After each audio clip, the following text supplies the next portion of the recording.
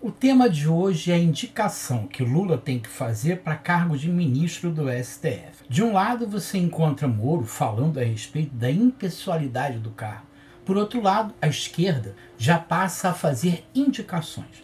Deseja que uma jurista negra seja indicada para ministra do STF. Diversas pessoas da esquerda, e um deles eu pego aqui de exemplo, que é o Eduardo Suplicy, e que acaba dizendo que é hora de reparar a ausência desses grupos no espaço de poder. Mulheres são 52% da população brasileira, negros 56% da população brasileira, mas nós não temos mulheres negras no STF. O fato de ser mulher e negra é motivo mais do que suficiente para ser indicada como ministro do STF?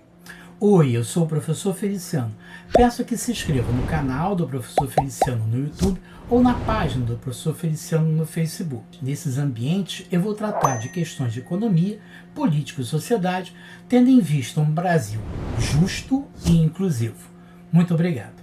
Disse anteriormente que nós tínhamos um conflito no que diz respeito à escolha do ministro para a STF. De um lado, o Moro alega que é uma quebra da impessoalidade, a escolha de Zanin, e do outro lado a esquerda quer impor como sendo representante das mulheres negras no STF. Eu lembro de uma época, em 2003, primeiro ano do governo Lula, em que ele tinha que indicar alguém para o STF. E o Lula quebrou o tabu no STF, escolheu Joaquim Barbosa, mas de que mostraria que a posse de Joaquim Barbosa era simbólica para os negros. A própria sociedade dizia isso. No final, 11 anos depois, em 2014, Joaquim entra em 2003, em 2014 ele antecipa a aposentadoria. E você vai me perguntar, por que Joaquim Barbosa se antecipou? Ficou velho demais? Não, Joaquim Barbosa estava com 59 anos. Ele não chegou nem aos 60 anos para se aposentar. Tinha algum problema de doença, as costas doíam muito. Olha, Joaquim Barbosa está correndo pelo meio da rua, não tem problema nenhum de doença. Então, por que Joaquim Barbosa se aposentou? Ali na reportagem diz, houve ameaças. Uma série de besteiras que se dizia que se você pegar a vida de Joaquim Barbosa, não vai encontrar nada de errado. Joaquim Barbosa se caracterizou como sendo uma pessoa conflituosa. Ele brigava no judiciário, mas brigava por motivos justos? Não, ele brigava por questões processuais. Ele arranjava muita encrenca, né? Em sites jurídicos, você encontra uma penca de artigos reclamando de Joaquim Barbosa, que as motivações não seriam tão secretas da aposentadoria de Joaquim Barbosa, que Joaquim Barbosa será lembrado pelo que é e não pelo que fez. Ele criticou no TRF a criação de novos TRF, criticou a associação de juízes, dizia que existia um conluio entre advogados e juízes porque os advogados eram recebidos pelos juízes da causa. O problema de Joaquim Barbosa estava no processo, não era nem na lei ou aplicação da lei, como ele utilizava o processo penal ou civil. Uma das coisas que é mais forte é essa teoria do domínio do fato. E a aplicação dela no julgamento da ação penal 470, que trata da condenação de Genuíno José Dirceu. O jurista alemão diz que a aplicação foi errada. A maneira como foi aplicada a teoria do domínio de fato estava errada. Criticou a atuação dela, a aplicação dela no caso, né? E aí você tem que me perguntar, o que é a teoria do domínio do fato? O que ela trata, né? Para a teoria do domínio do fato, o autor não é somente aquele que executa o crime, mas também aquele que tem o poder de decisão sobre a realização do fato típico e utiliza-se de outrem para executá-lo. Distingue-se do mero partícipe na medida em que este tem uma conduta acessória do delito. Para a teoria do domínio do fato, existem 4 figuras como autor do crime. Normalmente você tem 3 figuras: o autor intelectual, o autor doloso e o partícipe. Na teoria do domínio do fato, aparece um 4º autor, que é aquele que tem o domínio do fato. Vamos explicar isso de uma outra maneira. Você tem um caso agora de um professor que mandou matar a sua companheira, que estava grávida. Ele era casado, vivia em bigamia, mas nenhuma das 2 mulheres sabia. A segunda mulher engravidou e queria agora mudar a maneira como estavam vivendo, vamos viver junto, etc, etc. A história de viajar está muito ruim, eu quero que você fique em casa. Desesperado, o que ele resolveu fazer? Matar a segunda parceira que estava grávida. Agora você tem quem matou?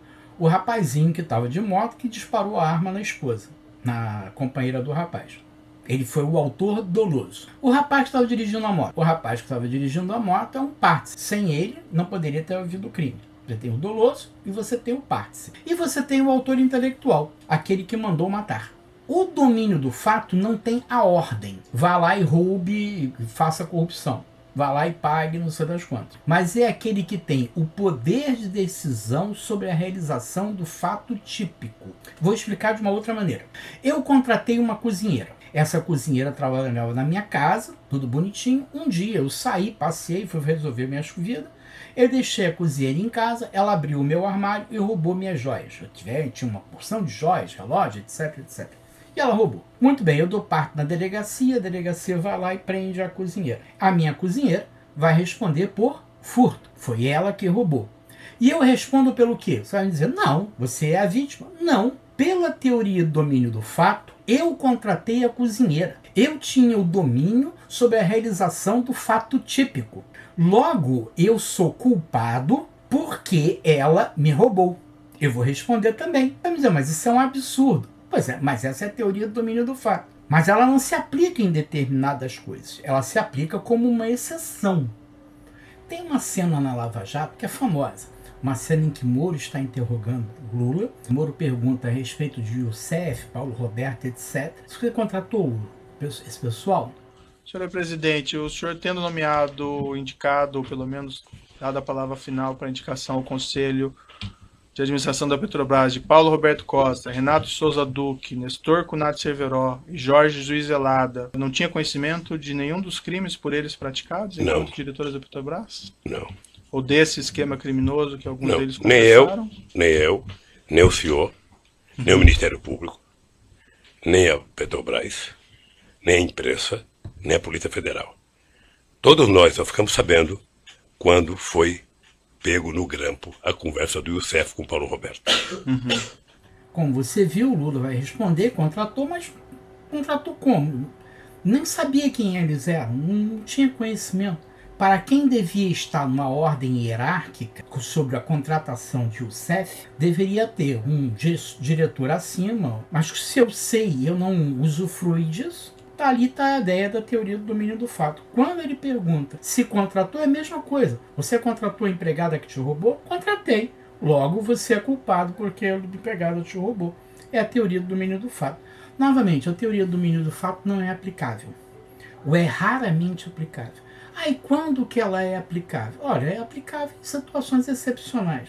Quando, por exemplo, o assassinato do jornalista lá na Turquia. Quem matou o jornalista? Todo mundo diz que foi o príncipe saudita. Pela teoria do domínio do fato, o príncipe saudita não estava lá, não tinha nada lá, você vai e acusa o príncipe saudita, que afinal de contas alguém de serviço secreto da Arábia Saudita viajou, foi até lá e matou o sujeito, esquartejou o sujeito todo. Putin. Diversos opositores de Putin morrem. Morrem na Inglaterra, morrem na Alemanha, morrem por rádio lugar. Se jogam de prédio. A explosão do gasoduto Nord Stream, você pode atribuir a Biden. Para você explodir o gasoduto Nord Stream, você tem que parar um navio em cima do gasoduto, descer mergulhador, colocar a bomba e explodir. Não dá para ser uma pessoa, um bandido qualquer. Então, essa teoria do domínio do fato serve para você fazer acusações do ponto de vista político. Do ponto de vista criminal, não existe 4 autores de crime.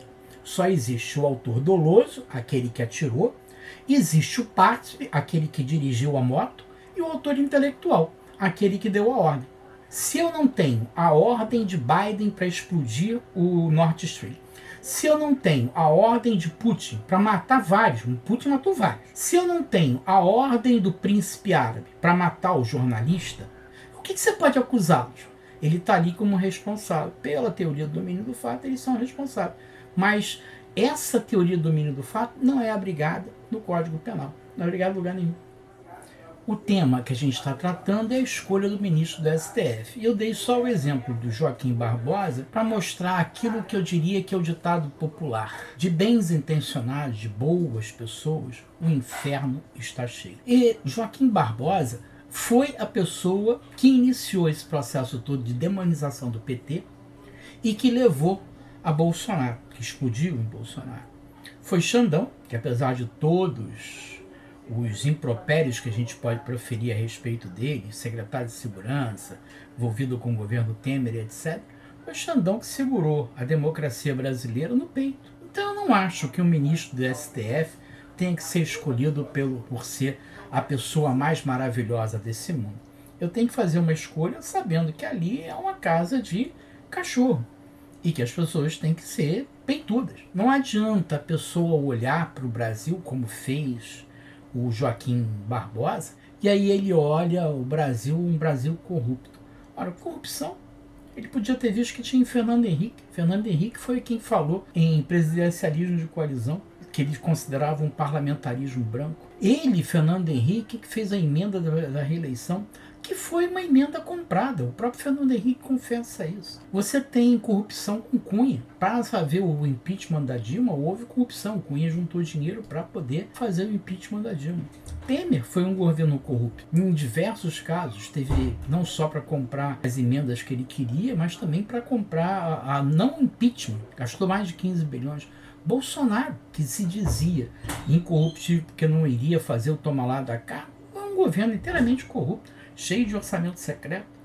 Não é possível uma coisa dessa. Aí você olha o governo Lula escolheu lá um ministro, não foi Lula que escolheu o ministro, quem escolheu o ministro foi o União Brasil. Esse ministro está todo enrolado, pega um aviãozinho da FAB, asfaltou a estrada que ia dar na fazenda dele, mas com toda sinceridade, não foi uma escolha de Lula, assim como Paulo Renato da Petrobras, assim como o Youssef, não foi escolha de Lula. O ministro também não foi escolha de Lula.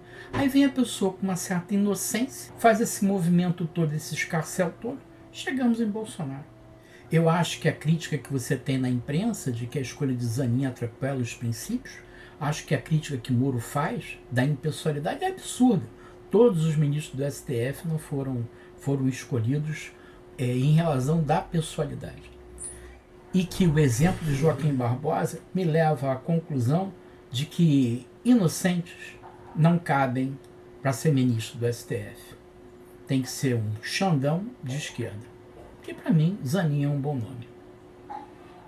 Oi, eu sou o professor Feliciano. Peço que se inscreva no canal do professor Feliciano no YouTube e na página do professor Feliciano no Facebook. Nesses ambientes eu vou tratar de questões de política, economia e sociedade sob um viés inclusivo e da justiça social. Muito obrigado.